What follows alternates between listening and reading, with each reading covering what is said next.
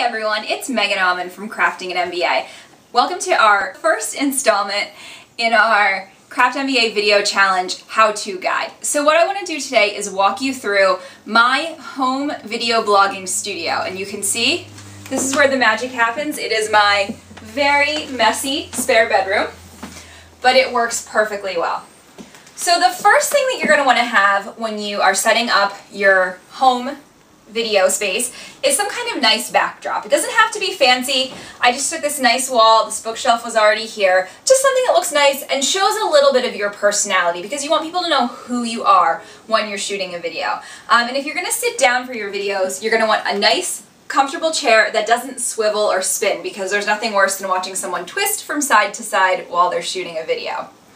Then the next thing that's going to really help you out and make you produce really high quality video is a tripod or something to stabilize your video camera.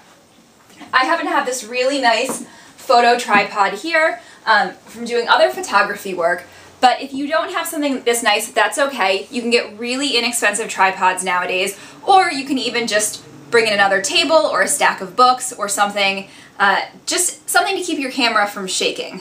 And of course, speaking of camera, you're going to need a video camera. What I'm shooting on is this Sony Bloggie HD camera, and of course if you're participating in the Craft MBA video challenge, you're going to be eligible to win one.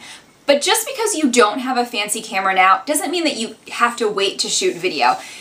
Even just using what you've got is a great way to start. So if your laptop or computer is enabled with a camera, go ahead and use it. If you've got a good cell phone with a video camera, do that. Maybe you've got a still camera that also shoots video.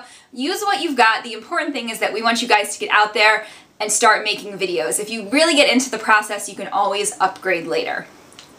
Now, the next thing that's really essential for creating great videos is good lighting. Now, if you happen to have a good space, you can actually get away with ambient light. So you can just use the natural light in the room. And you can see we've just pulled the curtains up so we can bring a little more light in. But if you want some flexibility and you want to be able to shoot video at any time of day, you might want to invest in some inexpensive lights. So what we have here, this is my DIY light stand. This suitcase happened to be here and it worked just fine to clamp a light on. I went to the store and invested in one of these $10 clamp lights. It's really great. You can clamp it anywhere. And then I went ahead and I put just one of these reveal light bulbs in here. I chose something that had a daylight light to it so that it would mix with the natural light in the room and work well. Now, to avoid harsh shadows, you want to go ahead and use what's called a conestoga, which in our case is just an inexpensive piece of muslin draped over it. This is going to help diffuse the light and give you a nice soft light in your room.